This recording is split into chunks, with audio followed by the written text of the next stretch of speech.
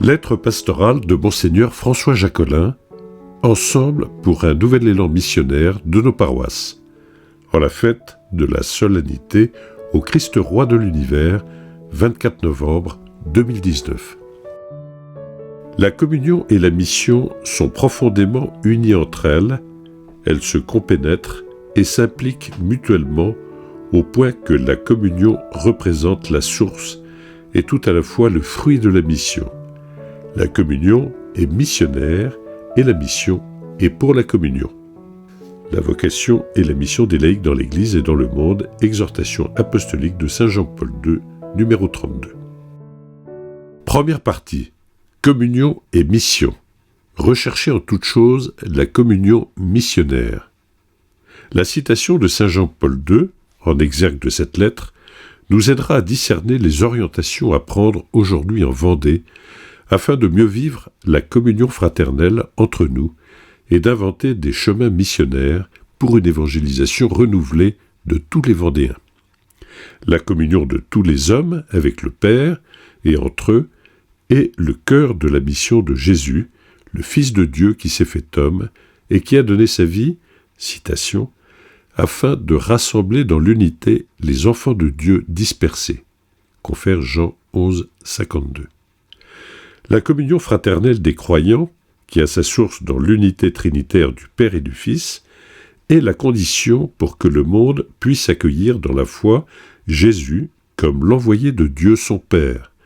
Citation, « Que tous soient un, comme toi, Père, tu es en moi et moi en toi, qu'ils soient un en nous, eux aussi, pour que le monde croie que tu m'as envoyé. » Jean 17, 21. Cette mission du Christ pour la communion des hommes avec Dieu et entre eux se prolonge dans la mission de l'Église selon l'affirmation fondamentale du Concile Vatican II, citation, « L'Église est dans le Christ en quelque sorte le sacrement, c'est-à-dire à la fois le signe et l'instrument de l'union intime avec Dieu et de l'unité de tout le genre humain. » Lumen Gentium, numéro 1. La communion représente la source et tout à la fois le fruit de la mission. Oui, la communion avec Dieu et entre nous est donc le fondement et la fin de toute action missionnaire. La mission allait annoncer l'Évangile. La mission d'évangélisation de Jésus et de l'Église. Saint Paul VI, dans sa célèbre exhortation apostolique « Annoncer l'Évangile aux hommes de notre temps », publié en 1975, dit que le premier missionnaire a été le Christ Jésus envoyé par son Père vers les hommes avec la mission de leur annoncer l'Évangile. Il s'appuie sur les paroles de Jésus lui-même qui déclare au commencement de sa vie publique « Il faut que j'annonce la bonne nouvelle du règne de Dieu, car c'est pour cela que j'ai été envoyé. » Luc 4, 43. De la mission du Christ naît la mission de l'Église d'évangéliser, ce qui est sa raison d'être. Citation, « L'Église le sait, elle a une vive conscience de la parole du Sauveur. Je dois annoncer la bonne nouvelle du règne de Dieu, s'applique en toute vérité à elle. Évangéliser est en effet la grâce et la vocation propre de l'Église, son identité la plus profonde. Elle existe pour évangéliser. » Annoncer l'Évangile aux hommes de notre temps, numéro 14. Le pape François et la mission d'évangélisation. Dès le début, le pape François a mis la mission d'évangélisation au cœur de son pontificat. Dans son exhortation « La joie de l'Évangile », il a parlé de l'Église en sortie pour rejoindre les périphéries. L'évangélisation obéit au mandat missionnaire de Jésus. Allez donc, de toutes les nations, faites des disciples, les baptisant au nom du Père et du Fils et du Saint-Esprit, leur apprenant à observer tout ce que je vous ai prescrit. Matthieu 28, 19, 20a. Dans ces versets, on présente le moment où le ressuscité envoie les siens prêcher l'Évangile en tout temps et en tout lieu, pour que la foi en lui se répande en tout point de la terre. Dans la parole de Dieu apparaît constamment ce dynamisme de la sortie que Dieu veut provoquer chez les croyants. Aujourd'hui, dans cette allée de Jésus, sont présents les scénarios et les défis toujours nouveaux de la mission évangélisatrice de l'Église, et nous sommes tous appelés à cette nouvelle sortie missionnaire.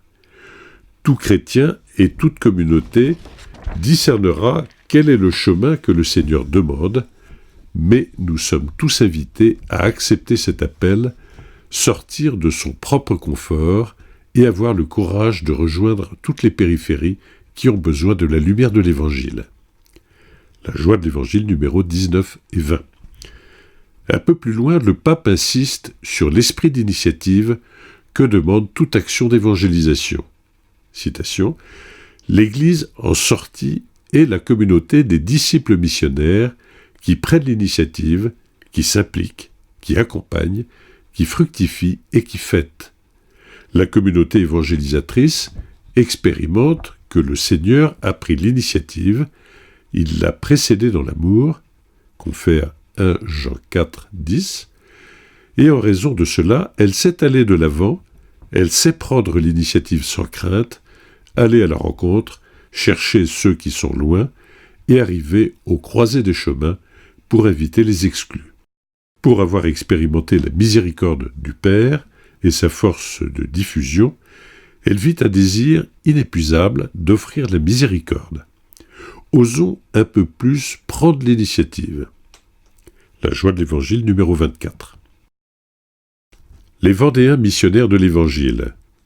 Cet esprit d'initiative missionnaire a été la marque des Vendéens à bien des reprises dans l'histoire pour annoncer l'Évangile à l'intérieur et à l'extérieur de la Vendée. Faisons mémoire des premiers saints évangélisateurs du Bas-Poitou, Saint-Hilaire, Saint-Philbert, Saint-Martin de Vertou, ceux qui ont entrepris une nouvelle évangélisation au XVIIIe et XIXe siècle, Saint-Louis-Marie Grignon de Montfort, la bienheureuse Marie-Louise Trichet, le vénérable Louis-Marie Baudouin et le père Pierre Monroe, Saint-Pierre-Henri d'Ory, martyr en Corée, et bien sûr tous ceux et celles qui sont morts à cause de leur foi au cours de la tourmente révolutionnaire. Le XXe siècle a vu aussi les belles figures d'apôtres dans les missions intérieures et extérieures, ceux qui ont connu la mort en déportation à cause de leur foi durant la Seconde Guerre mondiale, ceux qui ont travaillé à la promotion des laïcs dans l'action catholique, les prêtres ouvriers dans le monde du travail, ceux qui ont œuvré au dynamisme de l'enseignement catholique, ceux qui ont eu à cœur de promouvoir un renouveau spirituel. Citation, « Ainsi donc, nous aussi, entourés de cette immense nuée de témoins et débarrassés de tout ce qui nous alourdit, en particulier du péché qui nous entrave si bien. » Épître aux Hébreux 12, 1. Vivons la mission d'évangélisation aujourd'hui en Vendée avec un esprit d'audace et d'inventivité. L'évangélisation par le témoignage d'une vie de charité fraternelle. La foi agissant par la charité. Mais en quoi consiste l'action d'évangéliser ? Elle comporte deux aspects indissociables, le témoignage de vie et l'annonce explicite. Le premier aspect de l'évangélisation est donc le témoignage d'une vie authentiquement évangélique. La foi agissant par la charité, Épître aux Galates 5, 6, porte les chrétiens à se rendre proches de chacun, surtout des plus petits et des plus pauvres, à s'engager personnellement et collectivement pour construire un monde plus juste et plus fraternel. Ce témoignage s'exprime en particulier par la qualité de la vie fraternelle des disciples du Christ, attirant vers la foi ceux qui sont à la recherche d'une vie authentique. C'est ainsi que leur communion devient missionnaire. Citation, « Comme je vous ai aimés, aimez-vous les uns les autres, à ceux-ci, tous reconnaîtront que vous êtes mes disciples, si vous avez de l'amour les uns pour les autres. » Jean 13, 34-35. La permanente conversion à la spiritualité de la communion. La communion missionnaire demande une conversion sans cesse à renouveler sous la conduite de l'Esprit Saint. Voici comment saint Jean-Paul II, au début du IIIe millénaire, décrivait la spiritualité de la communion qui doit nous animer. Faire de l'Église la maison et l'école de la communion, tel est le grand défi qui se présente à nous dans le millénaire qui commence, si nous voulons être fidèles au dessein de Dieu et répondre aussi aux attentes profondes du monde. Qu'est-ce que cela signifie concrètement ?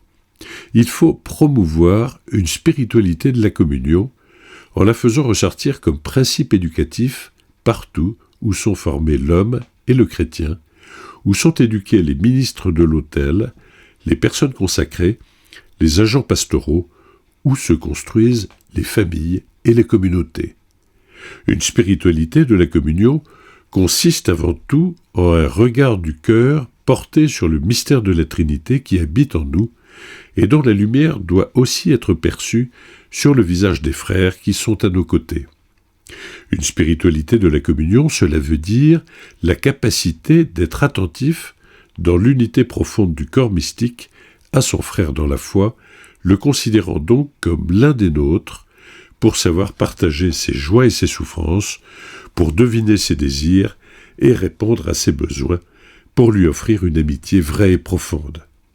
Une spiritualité de la communion est aussi la capacité de voir surtout ce qu'il y a de positif dans l'autre, pour l'accueillir et le valoriser comme un don de Dieu, un don pour moi et pas seulement pour le frère qui l'a directement reçu.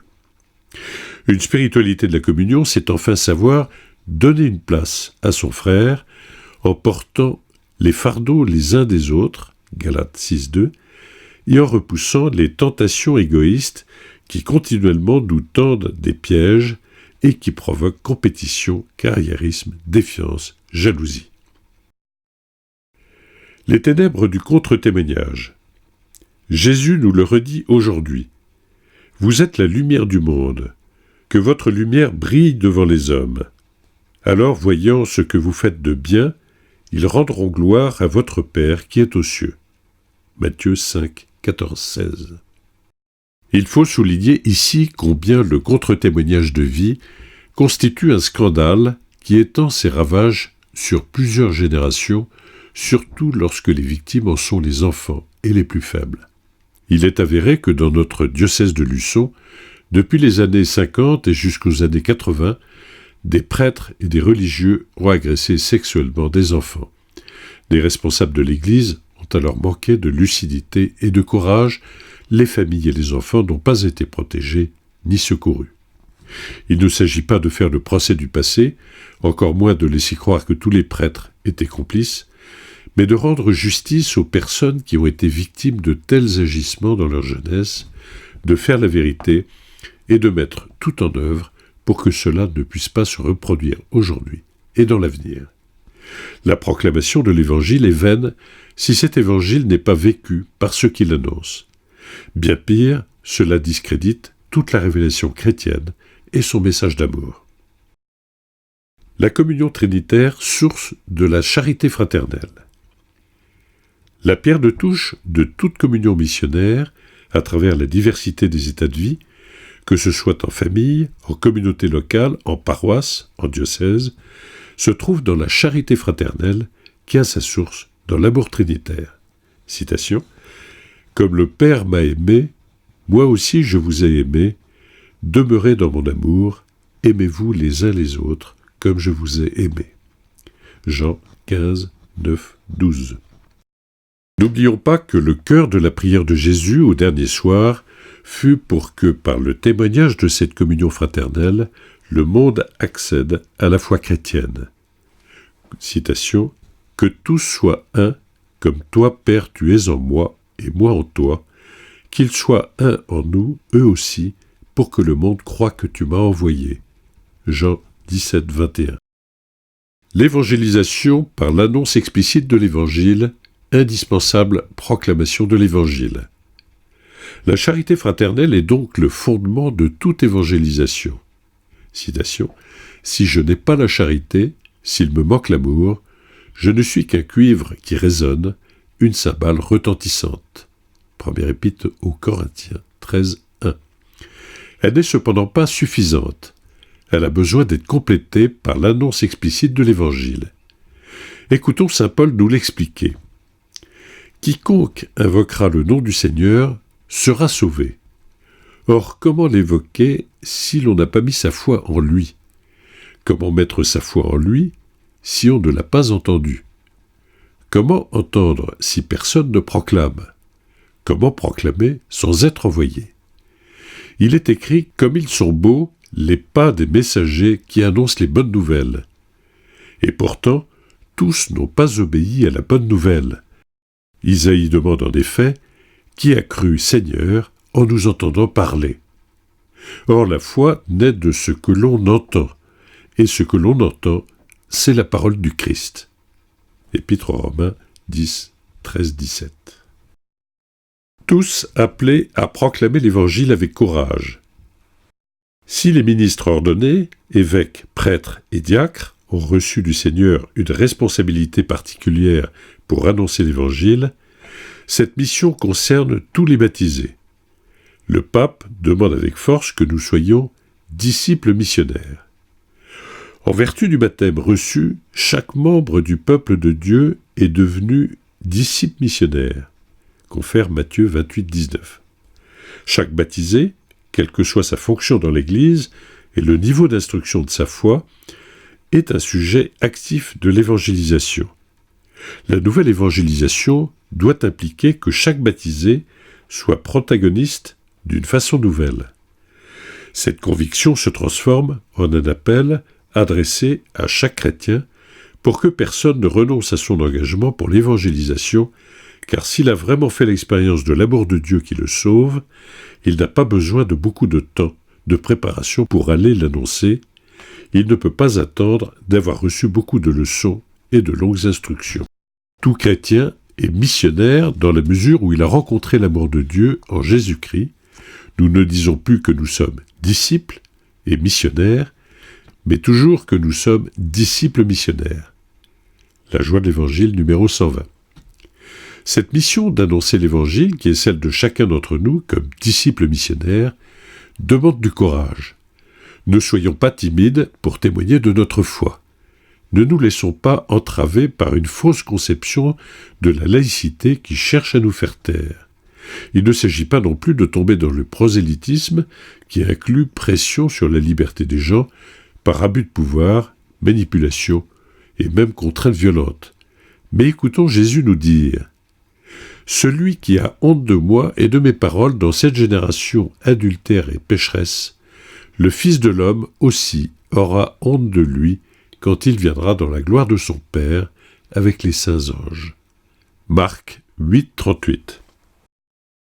À la source de l'évangélisation, une foi vivante. L'annonce de l'Évangile est le jaillissement d'une expérience intérieure qui nous remplit de joie et que nous avons le désir de partager avec ceux que nous rencontrons. Citation.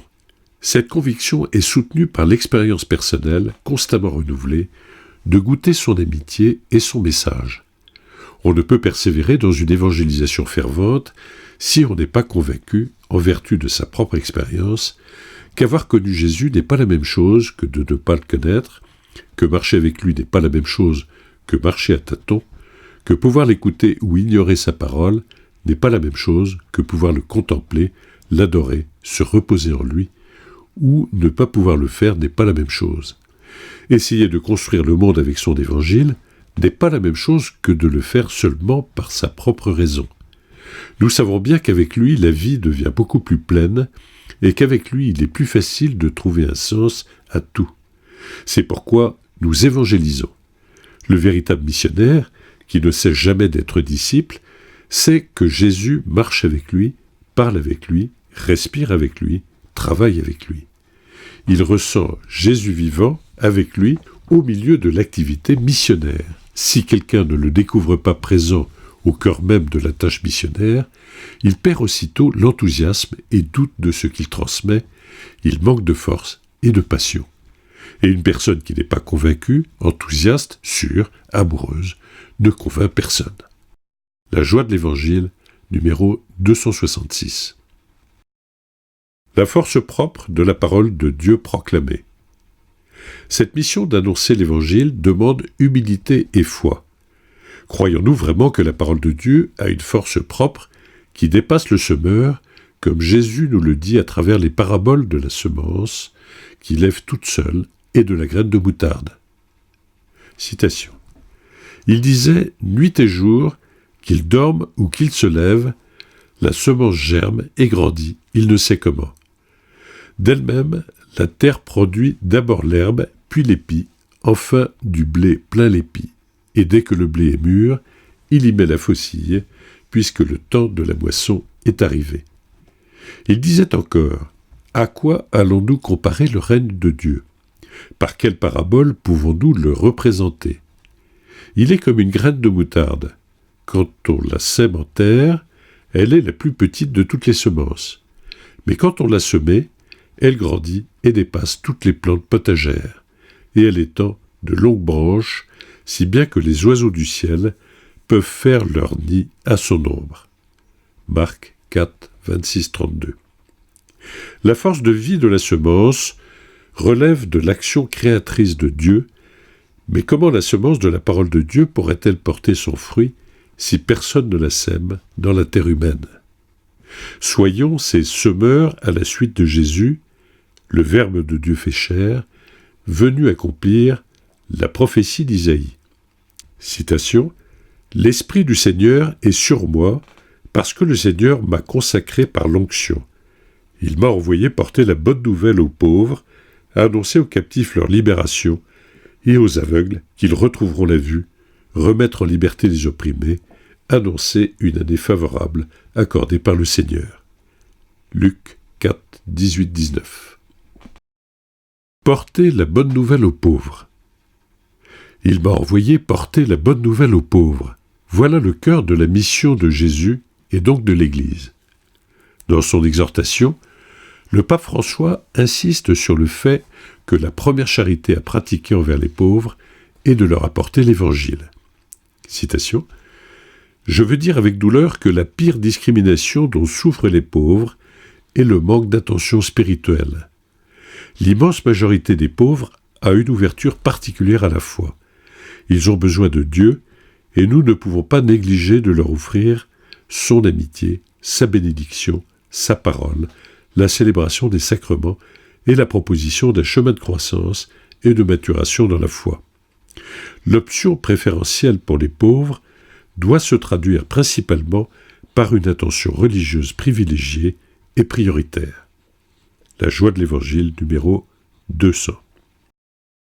Que de communautés s'interrogent pour voir si les pauvres sont bien leur priorité missionnaire, reçoivent-ils de nous la bonne nouvelle? Confère Luc 7, 23. Deuxième partie, la diversité des vocations dans la communion missionnaire. La communion missionnaire se vit à travers la diversité et la complémentarité des vocations dans le respect de chacune et dans l'articulation harmonieuse de toutes. Toutes les vocations ont leur source dans la vocation baptismale à la sainteté. Les membres de l'Église sont invités à faire de leur vie un sacrifice spirituel à Dieu. C'est ce qu'on appelle le sacerdoce commun des baptisés. Mais cette vocation universelle à la sainteté ne se traduit pas de la même façon pour un laïc, un prêtre, un diacre ou un consacré. Les laïcs. Les laïcs sont appelés à vivre la sainteté divine au cœur même du monde. Citation. La vocation propre des laïcs consiste à chercher le règne de Dieu précisément à travers la gérance des choses temporelles qu'ils ordonnent selon Dieu. Ils vivent au milieu du siècle, c'est-à-dire engagés dans tous les divers devoirs et travaux du monde, dans les conditions ordinaires de la vie familiale et sociale, dont leur existence est comme tissée. À cette place, ils sont appelés par Dieu pour travailler comme du dedans à la sanctification du monde, à la façon d'un ferment, en exerçant leur propre charge sous la conduite de l'esprit évangélique, et pour manifester le Christ aux autres, avant tout par le témoignage de leur vie, rayonnant de foi, d'espérance et de charité. Lumen Gentium, numéro 31. C'est donc une profonde erreur de juger de la qualité chrétienne d'un laïc, d'abord à partir de ses engagements dans la paroisse ou le diocèse. On peut être un très bon chrétien sans avoir de responsabilité officielle dans l'Église, à 2 conditions cependant. La première condition nous est rappelée dans la lettre aux Hébreux. Soyons attentifs les uns aux autres pour nous stimuler à aimer et à bien agir. Ne délaissons pas nos assemblées comme certains en ont pris l'habitude, mais encourageons-nous les uns les autres. Hébreux 10, 24, 25. Notre présence fraternelle, spécialement lors de l'assemblée dominicale, constitue le premier devoir que nous ayons envers la communauté chrétienne. La seconde condition est bien sûr de mener une authentique vie chrétienne en communion avec l'Église, d'abord dans la famille, cellule de base de toute la société, ensuite dans les autres dimensions de la vie sociale, les dimensions professionnelles, culturelles, associatives, politiques, pour que l'Évangile pénètre et transfigure la vie du monde. Ce témoignage de vie évangélique des laïcs dans le monde est appelé à aller jusqu'à l'annonce explicite selon l'exhortation de saint Pierre. Soyez prêts à tout moment à présenter une défense devant quiconque vous demande de rendre raison de l'espérance qui est en vous. Mais faites-le avec douceur et respect. Ayez une conscience droite, afin que vos adversaires soient pris de honte sur le point même où ils disent du mal de vous pour la bonne conduite que vous avez dans le Christ. Première épître de Pierre 15-16. La vocation des laïcs est d'abord de rendre témoignage à travers leur vie familiale et professionnelle. Elle passe entre autres par leur participation à la construction de la société dans des associations confessionnelles ou non. Il faut souligner ici tout le travail évangélique des mouvements et associations de fidèles, témoins de l'Évangile au cœur du monde, avec une capacité d'initiative et une autonomie de direction reconnue par l'Église. C'est l'intuition première de l'action catholique d'être lumière du monde et celle de la terre, en proximité de vie avec les gens. Pensons aussi à tout le travail des associations chrétiennes auprès des familles ou auprès des pauvres et des blessés de la vie. Cet engagement des laïcs au cœur du monde n'exclut pas l'engagement de beaucoup de laïcs dans les paroisses et les services diocésains. Mais il faut être très clair, sous peine de malentendus, les tâches pastorales confiées à des laïcs ont toujours été conçues dans l'Église comme participation à l'exercice de la charge pastorale des ministres ordonnés et sous leur responsabilité directe. À partir de là, un vaste champ est ouvert et nous aurons de plus en plus besoin de laïcs généreux et formés pour seconder les prêtres dans l'exercice de la charge pastorale au service de la vie des communautés chrétiennes et de leur dynamisme missionnaire. Ces laïcs peuvent recevoir des missions reconnues au sein de la communauté chrétienne avec les moyens de l'exercer et une vraie responsabilité. Mais en aucun cas ils ne sont appelés à remplacer les prêtres. Ce ne serait respecter la vocation ni des uns ni des autres. Pour conclure sur les laïcs et leur mission, le mieux est de reprendre ce qu'en dit le Concile. Les laïcs sont appelés tout spécialement à assurer la présence et l'action de l'Église dans les lieux et les circonstances où elle ne peut devenir autrement que par eux le sel de la terre. Ainsi, tout laïc, en vertu des dons qui lui ont été faits, constitue un témoin et en même temps un instrument vivant de la mission de l'Église elle-même, à la mesure du don du Christ. Éphésiens 4-7. En plus de cet apostolat qui concerne tous les fidèles, les laïcs peuvent en outre, de diverses manières, être appelés à coopérer plus immédiatement avec l'apostolat de la hiérarchie. Lumen Gentium, numéro 33. Les prêtres. Les prêtres partagent fondamentalement la vocation baptismale commune à tous les chrétiens. Mais ils sont appelés à représenter à un titre spécial au sein de l'Église-sacrement le Christ ressuscité et à agir en son nom pour le service de leurs frères et sœurs. Tout au long de sa vie publique, Jésus, l'envoyé du Père, associe les apôtres à sa mission et après sa résurrection, il les envoie pour continuer sa mission jusqu'aux extrémités de la terre. Citation, de même que le Père m'a envoyé, moi aussi je vous envoie. Jean 20, 21, 22. Les apôtres vont à leur tour transmettre leur mission à leurs successeurs, les évêques. Ceux-ci, de leur côté, s'adjoindront des collaborateurs, les prêtres, pour les aider dans leur ministère auprès des communautés chrétiennes. Prêtres, à la manière des apôtres, ceux-ci, en lien avec leur évêque, exercent leur mission en tant que ministres, c'est-à-dire serviteurs. Cette notion de service va permettre d'articuler le ministère sacerdotal au sacerdoce baptismal. Citation. Alors que le sacerdoce commun des fidèles se réalise dans le déploiement de la grâce baptismale, vie de foi, d'espérance et de charité, vie selon l'esprit, le sacerdoce ministériel est au service du sacerdoce commun. Il est relatif au déploiement de la grâce baptismale de tous les chrétiens. Il est un des moyens par lesquels le Christ ne cesse de construire et de conduire son Église. Catéchisme de l'Église catholique, numéro 1547.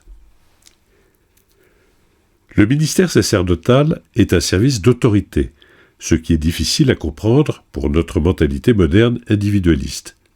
Cependant, la véritable autorité, selon la racine du mot qui signifie croître, est une vertu au service de la croissance des personnes et de l'Église, corps vivant du Christ ressuscité. Saint Pierre, s'adressant à ceux qui sont les anciens comme lui, leur explique la manière d'exercer cette autorité pastorale. « Soyez les bergers du troupeau de Dieu qui vous est confié. Veillez sur lui, non par contrainte, mais de bon cœur, comme Dieu le veut. Non par une misérable cupidité, mais par dévouement. Non pas en commandant au maître, à ceux dont vous avez reçu la charge, mais en devenant les modèles du troupeau. » Première épître de Pierre 2, 3. Ordonnés prêtres, nous le sommes pour toute la vie et par toute notre vie. Dans un monde utilitariste qui réduit les personnes à leurs fonctions, il est capital de cultiver la spiritualité et la fraternité sacerdotale. Prêtres, aidons-nous à assumer pleinement les missions pastorales qui nous sont confiées, mais sans nous les approprier ni nous identifier à elles, car nous sommes appelés, au bout d'un certain temps, à les laisser pour en recevoir d'autres au service de la mission du diocèse et, un jour, à laisser les responsabilités pastorales directes, tout en vivant jusqu'au bout, en vérité et dans la paix, notre vocation de prêtre, pour la gloire de Dieu et le salut des hommes. Les diacres. C'est le dernier concile qui a remis en honneur les diacres permanents, réinventant en quelque sorte ce beau ministère ordonné. Aussi est-il à la fois plein de promesses et en période de maturation. Les diacres sont essentiellement habilités à servir le peuple de Dieu dans la diaconie de la liturgie, de la parole et de la charité. Canon 1009. Le maître mot du diaconat est celui du service des frères, à l'image du Christ serviteur qui disait « Je suis au milieu de vous comme celui qui sert » Luc 22, 27. Par l'ordination, toute la vie des diacres est signe de l'Église servante de Dieu et des hommes. La diaconie de la liturgie, les diacres l'exercent lorsqu'ils assistent le prêtre au cours de l'Eucharistie, mais aussi comme ministres du baptême et du mariage. Serviteurs de la parole, ils ont reçu la mission de proclamer l'Évangile et de prêcher. Mais surtout, citation, les diacres s'identifient de façon toute spéciale avec la charité. Les pauvres constituent une de leurs préoccupations quotidiennes et l'objet de leur sollicitude infatigable. Lettre du cardinal Claudio Humes aux diacres. Diacres permanents, mariés ou non, exerçant leur ministère à travers leur vie professionnelle ou à travers un service d'église, ils constituent un atout majeur pour l'avenir de l'Église en général et de notre diocèse en particulier. Les consacrés. Les consacrés les plus nombreux et les plus connus sont les religieuses et religieux, qu'ils soient contemplatifs ou apostoliques, vivant en communauté les 3 conseils évangéliques de chasteté, d'obéissance et de pauvreté à la suite du Christ. Mais il y a d'autres formes de vie consacrées comme les instituts séculiers, les sociétés de vie apostoliques, les vierges consacrées ou les ermites. Toutes ces formes de la vie consacrée ont pour finalité première d'être signe du royaume de Dieu en germe dans le monde et d'orienter notre regard vers sa pleine réalisation à la fin des temps. Saint Jean-Paul II, dans son exhortation apostolique sur la vie consacrée, précise : le fondement évangélique de la vie consacrée est à chercher dans le rapport spécial que Jésus, au cours de son existence terrestre, établit avec certains de ses disciples, qu'il invita non seulement à accueillir le royaume de Dieu dans leur vie, mais aussi à mettre leur existence au service de cette cause, en quittant tout et en imitant de près sa forme de vie. En cette existence christiforme, la consécration baptismale est amenée à donner une réponse radicale par la sequela Christi, grâce à la pratique des conseils évangéliques, dont le premier et le plus grand est le lien sacré de la chasteté pour le royaume des cieux. La vie consacrée numéro 14. Bien sûr, la plus grande disponibilité que leur procure la pratique des vœux et la force de la vie communautaire permettent aux religieux et religieuses de prendre en charge de nombreuses œuvres dans les domaines de l'éducation, de la santé, de la catéchèse, des missions ad extra, etc. Mais ne les considérer que sous un angle utilitaire serait un manque de compréhension et de respect pour leur vocation propre, signe de la présence radicale du royaume de Dieu au milieu de nous. L'harmonie dans la diversité des vocations est le moteur de la croissance du corps du Christ ressuscité, selon le beau passage de la lettre aux Éphésiens. En vivant dans la vérité de l'amour, nous grandirons pour nous élever en tout jusqu'à celui qui est la tête, le Christ. Et par lui, dans l'harmonie et la cohésion, tout le corps poursuit sa croissance grâce aux articulations qui le maintiennent, selon l'énergie qui est à la mesure de chaque membre. Ainsi, le corps se construit dans l'amour. Éphésiens 4, 15, 16. Troisième partie, la paroisse comme communauté missionnaire. La paroisse missionnaire aujourd'hui. Tout d'abord, soyons convaincus, comme notre pape François nous y invite, que la paroisse n'est pas une instance dépassée, mais au contraire qu'elle est toujours apte à être le principal lieu de l'évangélisation dans notre monde. Citation. La paroisse n'est pas une structure caduque, précisément parce qu'elle a une grande plasticité.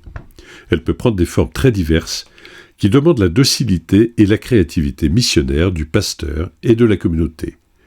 Même si elle n'est pas l'unique institution évangélisatrice, dans la mesure où elle sera capable de se réformer et de s'adapter constamment, elle continuera à être l'Église elle-même qui vit au milieu des maisons de ses fils et de ses filles. Cela suppose qu'elle soit réellement en contact avec les familles et avec la vie du peuple et ne devienne pas une structure prolixe, séparée des gens, ou un groupe d'élus qui se regardent eux-mêmes. La paroisse est présence ecclésiale sur le territoire, lieu de l'écoute de la parole, de la croissance de la vie chrétienne, du dialogue, de l'annonce, de la charité généreuse, de l'adoration et de la célébration. À travers toutes ces activités, la paroisse encourage et forme ses membres pour qu'ils soient des agents de l'évangélisation. Elle est communauté de communautés, sanctuaire où les assoiffés viennent boire pour continuer à marcher et centre d'un constant envoi missionnaire. La joie de l'Évangile numéro 28. Avec le pape, croyons en la capacité de nos paroisses de se renouveler et de s'adapter aux conditions d'aujourd'hui pour un nouvel élan missionnaire auprès de tous les âges et de tous les milieux. L'Eucharistie au cœur de la mission de la paroisse. Saint Jean-Paul II, dans son exhortation apostolique de 1982, adressée aux fidèles laïcs, nous rappelle que la paroisse est d'abord et avant tout une communauté eucharistique, une communauté qui vit du mystère de l'Eucharistie. Citation. Nous devons tous redécouvrir, dans la foi, le vrai visage de la paroisse, c'est-à-dire le mystère même de l'Église présente et agissante en elle. Si parfois elle n'est pas riche de personnes et de moyens, si même elle est parfois dispersée sur des territoires immenses ou indiscernable au milieu de quartiers modernes, populeux et confus, la paroisse n'est pas en premier lieu une structure, un territoire, un édifice. C'est avant tout la famille de Dieu, fraternité qui n'a qu'une âme. C'est une maison de famille, fraternelle et accueillante, c'est la communauté des fidèles. En définitive, La paroisse est fondée sur une réalité théologique, car c'est une communauté eucharistique. Cela signifie que c'est une communauté apte à célébrer l'Eucharistie, en qui se trouve la racine vivante de sa constitution et de sa croissance, et le lien sacramentel de son être en pleine communion avec toute l'Église. Cette aptitude se fonde sur le fait que la paroisse est une communauté de foi et une communauté organique, c'est-à-dire constituée par des ministres ordonnés et par les autres chrétiens, sous la responsabilité d'un curé qui, représentant l'évêque du diocèse, est le lien hiérarchique avec toute l'Église particulière. Christi Fideles Laici, numéro 26. Jean-Paul II prolonge et développe ici une des affirmations majeures du Concile Vatican II. La Sainte Eucharistie contient tout le trésor spirituel de l'Église, à savoir le Christ lui-même, notre Pâque, le pain vivant, lui dont la chair, vivifiée et vivifiant par l'Esprit Saint, donne la vie aux hommes, les invitant et les conduisant à offrir, en union avec lui, leur propre vie, leur travail, toute la création. On voit donc alors comment l'Eucharistie est bien la source et le sommet de toute l'évangélisation. Tandis que les catéchumènes sont progressivement conduits à y participer, les fidèles, déjà marqués par le baptême et la confirmation, trouvent, en recevant l'Eucharistie, leur insertion plénière dans le corps du Christ. Ainsi, c'est l'assemblée eucharistique qui est le centre de la communauté des fidèles, présidée par le prêtre. Presbyterorum Ordinis, numéro 5. Il nous faut donc partir de la paroisse comme communauté eucharistique pour envisager les réformes utiles pour nos paroisses aujourd'hui en Vendée. Une nécessaire nouvelle réforme des paroisses. Saint Jean-Paul II nous le rappelle donc, la paroisse est essentiellement une communauté eucharistique et le pape François insiste sur sa plasticité pour une créativité missionnaire. Communauté eucharistique, la paroisse ne peut se passer du prêtre, ministre de l'Eucharistie. C'est parce qu'il préside l'assemblée eucharistique que le curé exerce la charge de pasteur propre de la paroisse. Seulement, nous le savons, le nombre de prêtres en pleine activité diminue fortement et nous arrivons à un palier. Dans les 5 ans à venir, 28 prêtres du diocèse passeront la barre des 75 ans et il en restera moins d'une cinquantaine en dessous de cet âge. L'expérience montre qu'un même prêtre peut à la rigueur être curé de 2 paroisses, mais qu'au-delà, ce n'est pas raisonnable. La fructueuse réforme des paroisses, initiée par Monseigneur François Garnier il y a 22 ans, arrive à ses limites et nous devons envisager une nouvelle étape dans le regroupement des paroisses. Mais la réforme n'est pas motivée seulement par le manque de prêtres, les modes de vie et de communication évoluent, en particulier dans les jeunes générations d'adultes, plus mobiles et cherchant des réalités paroissiales d'une certaine ampleur et avec davantage de visibilité. Il ne s'agit pas de laisser tomber les générations plus âgées attachées à la proximité et aux anciennes paroisses, mais de chercher un équilibre, délicat à trouver et évolutif, qui tienne compte des uns et des autres, sans rendre la vie des prêtres inhumaine.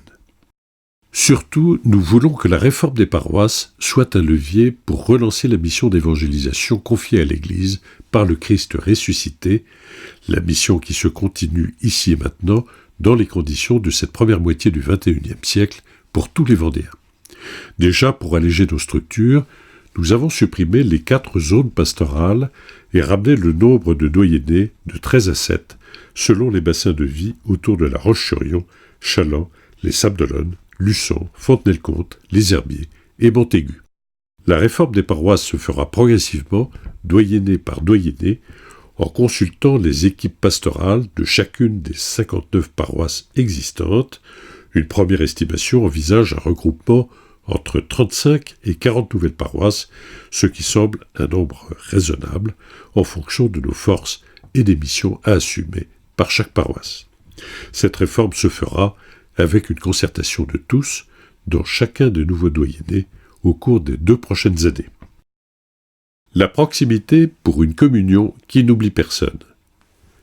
Le risque, avec les nouvelles paroisses sur un territoire étendu, est de ramener toute l'activité au centre de la paroisse et d'oublier la proximité avec les gens situés à la périphérie de la paroisse.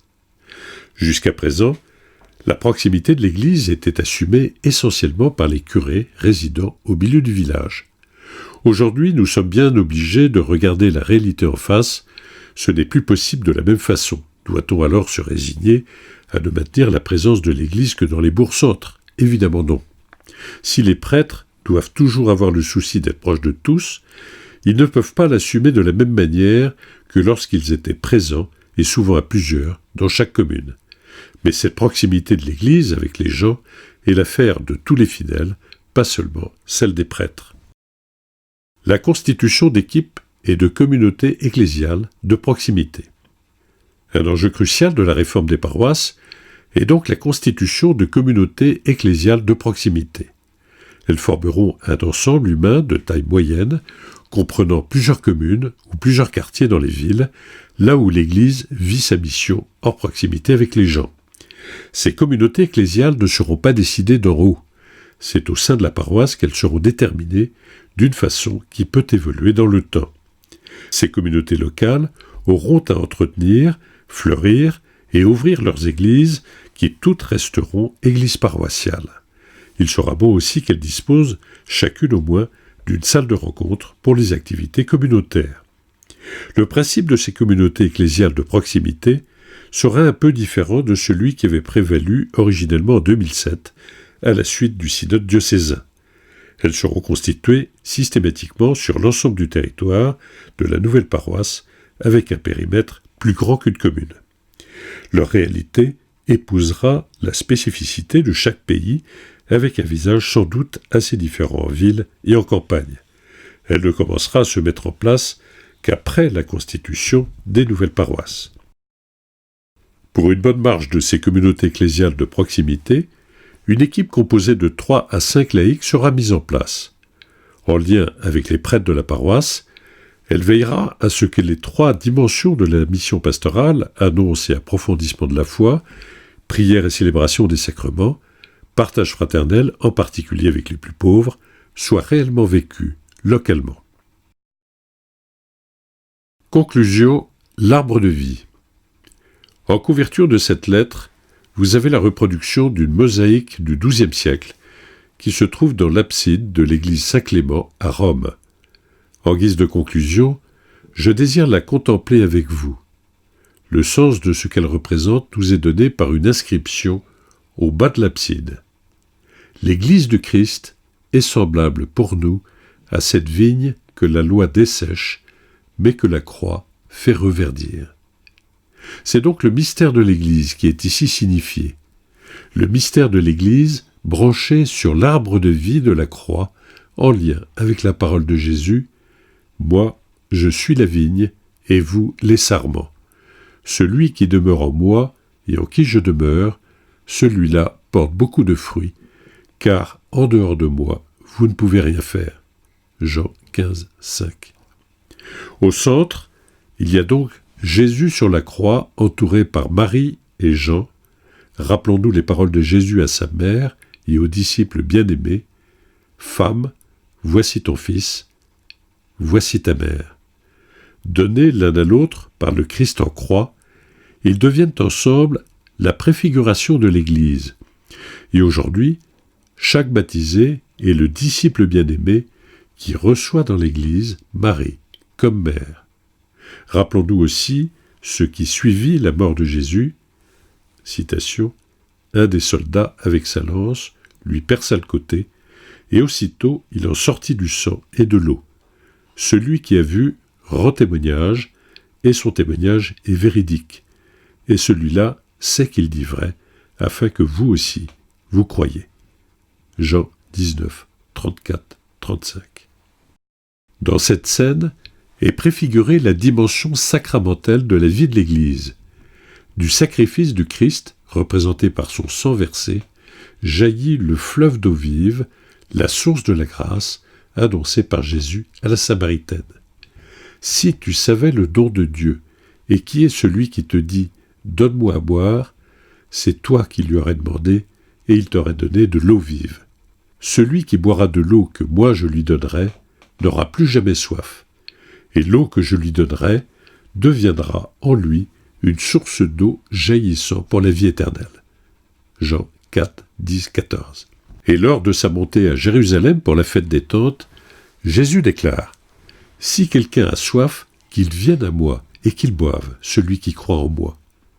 Comme dit l'Écriture, de son cœur couleront des fleuves d'eau vive. » En disant cela, il parlait de l'Esprit Saint qu'allaient recevoir ceux qui croiraient en lui.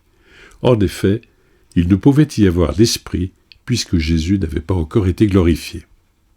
Jean 7, 37-39. La source d'eau vive jaillie du cœur de Jésus reprend l'image du fleuve qui, aux premières pages de la Bible, sortant d'Éden, irrigue le jardin et se divise en 4 bras. Elle est figurée sur la mosaïque au pied de la croix, confère Genève 2, 10. Les 2 cerfs qui s'y abreuvent sont une allusion au psaume 42. Comme un cerf altéré cherche l'eau vive, ainsi mon âme te cherche, mon Dieu. Mon âme a soif de Dieu, le Dieu vivant. L'image du fleuve d'eau vive se retrouve à la dernière page de la Bible dans le livre de l'Apocalypse. Citation « L'ange me montra l'eau de la vie, un fleuve resplendissant comme du cristal, qui jaillit du trône de Dieu et de l'agneau. » Apocalypse 22, 1. Dans la Genèse, comme dans l'Apocalypse, le fleuve d'eau vive irrigue l'arbre de vie qui est assimilé ici à la croix. Sur celle-ci figurent 12 colombes qui représentent les 12 apôtres ayant reçu à la Pentecôte la force de l'Esprit Saint pour voler dans le monde entier afin d'y être les témoins de l'Évangile. L'arbre de vie, identifié par la citation à la vigne du Seigneur, est représenté sous forme de feuilles d'acanthe dont les volutes investissent tout l'espace pour porter partout des fruits de vie. Il faudrait prendre le temps de détailler les petites scènes humaines placées de chaque côté, en bas des scènes de la vie rurale, au-dessus les figures des familles nobles et celles des 4 docteurs de l'Église latine, saint Ambroise, saint Augustin, saint Jérôme et saint Grégoire. Au-dessus des anges, qui représentent sans doute les puissances célestes qui dominent le monde et dont parle saint Paul dans ses lettres. Confère Épître aux Éphésiens 1, 21. Plus haut encore, toutes sortes d'oiseaux, images des âmes montées au ciel. Et, point d'orgue au-dessus de tout, la main du Père qui tient la couronne de gloire au-dessus de la croix de son Fils bien-aimé. Certes, cette représentation est marquée par une vision médiévale de la société et du monde, mais l'intuition de fond est toujours actuelle. De la croix de Jésus naît la vie qui, par l'intermédiaire de l'Église, donne des fruits vivifiants dans tout l'univers terrestre et céleste. En contemplant cette mosaïque, ouvrons les oreilles de notre cœur pour entendre ce que Jésus disait à ses disciples au dernier soir et qu'il nous redit à nous aujourd'hui afin que nous apprenions à toujours mieux vivre dans notre diocèse la communion missionnaire. « Moi, je suis la vigne, et vous les sarments. Celui qui demeure en moi et en qui je demeure, celui-là porte beaucoup de fruits, car, en dehors de moi, vous ne pouvez rien faire. Ce qui fait la gloire de mon Père, c'est que vous portiez beaucoup de fruits et que vous soyez pour moi des disciples.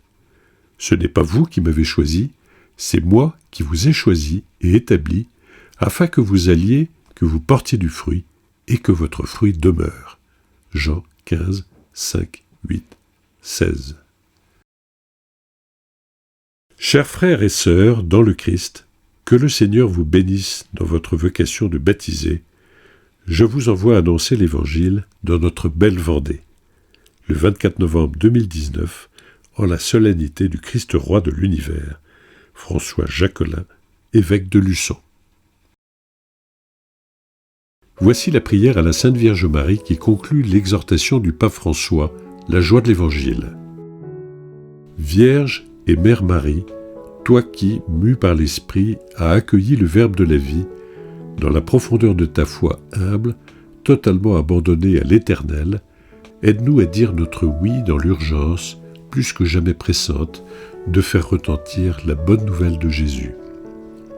Toi, rempli de la présence du Christ, tu as porté la joie à Jean-Baptiste, le faisant exulter dans le sein de sa mère. Toi, tressaillant de joie, tu as chanté les merveilles du Seigneur. Toi qui es resté ferme près de la croix, avec une foi inébranlable, et as reçu la joyeuse consolation de la résurrection, tu as réuni les disciples dans l'attente de l'Esprit, afin que naisse l'Église évangélisatrice. Obtiens-nous maintenant une nouvelle ardeur de ressusciter pour porter à tous l'évangile de la vie qui triomphe de la mort. Donne-nous la sainte audace de chercher de nouvelles voies pour que parvienne à tous le don de la beauté qui ne se ternit pas.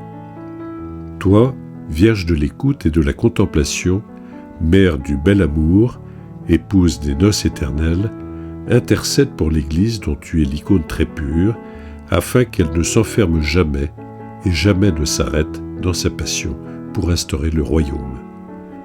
Étoile de la nouvelle évangélisation, aide-nous à rayonner par le témoignage de la communion, du service, de la foi ardente et généreuse, de la justice et de l'amour pour les pauvres, pour que la joie de l'Évangile parvienne jusqu'aux confins de la terre et qu'aucune périphérie ne soit privée de sa lumière. Mère de l'Évangile vivant, source de joie pour les petits, prie pour nous. Amen. Alléluia.